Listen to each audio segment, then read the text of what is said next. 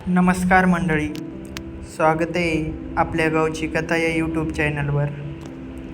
आज आपण 4थी मराठी बालभारती या पुस्तकातील मिठाचा शोध ही कथा बघणार आहोत.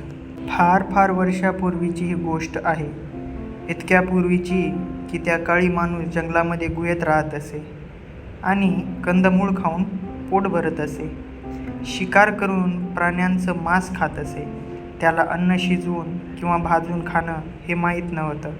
इतकंच काय, पण तो कंदमूळ खात असे, तीही तशीच अळशी, म्हणजे मिठाशिवायच.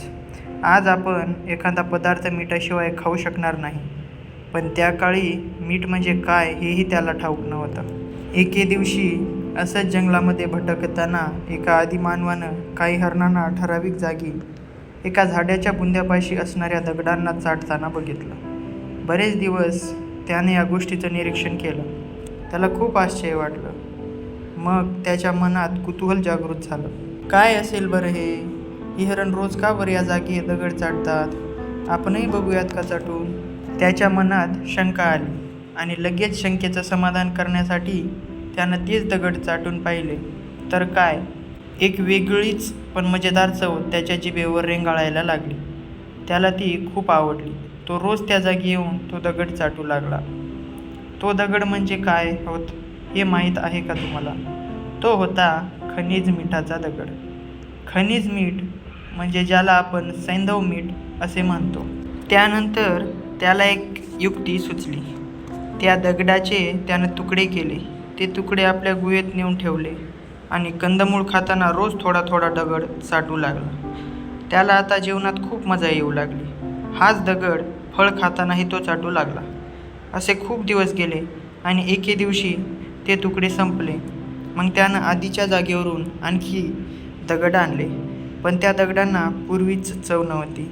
मग त्या आदिमानवाला पुन्हा बेचव अळणी जेवण खाणं भाग पडू लागलं.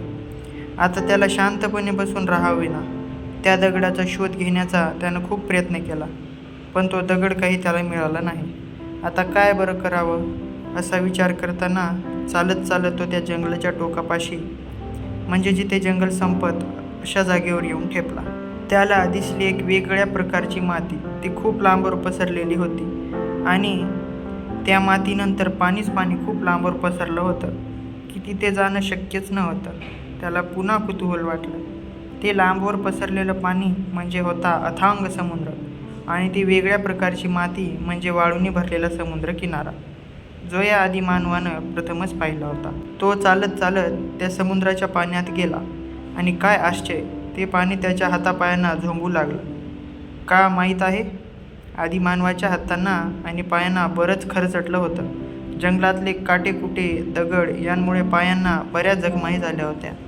त्यामुळे समुद्राच्या पाण्यामुळे झोंबण सुरू झालं. त्याला आश्चर्य वाटलं, कारण नदीचं पाणी तर त्याला माहीत होतं, पण ते असं कधी अंगाला झोंबलं नव्हतं. मग पुन्हा त्यानं त्यावर विचार करायला सुरुवात केली. त्यानं थोडं पाणी पिऊनही पाहिलं आणि काय आश्चर्य, ती चव त्याला ओळखीची वाटली. त्याला खूप आनंद झाला. खनिज मिठाचा जो दगड त्यानं चाटला होता तशीच चव या पाण्याची होती. मग त्यानं विचार केला, जेवण म्हणजे कंदमूळ. ती खाताना मधून हे पाणी प्यायलं तर पण हे काही त्याला जमेना. ती चव त्याला हवी होती. ते पाणी त्याच्या गुहेपर्यंत नेणंही त्याला शक्य होत नव्हतं. काय बरं करावं? मग पुन्हा त्यानं विचार करायला सुरुवात केली. त्याला एक युक्ती सुचली. त्यानं समुद्रकिनाऱ्यावर जरा लांब एक खड्डा खणला.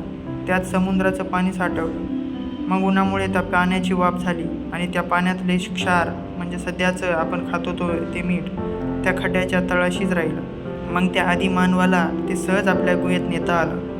यानंतर आदिमानवाच्या जेवणाला मस्त चव आली. ही कथा एक काल्पनिक आहे आणि यांचे लेखक अंजली अत्रे. तर ही कथा तुम्हाला आवडली असेल तर या व्हिडिओला एक लाईक करावं, आपल्या यूट्यूब चॅनलला सबस्क्राईब करून ठेवा.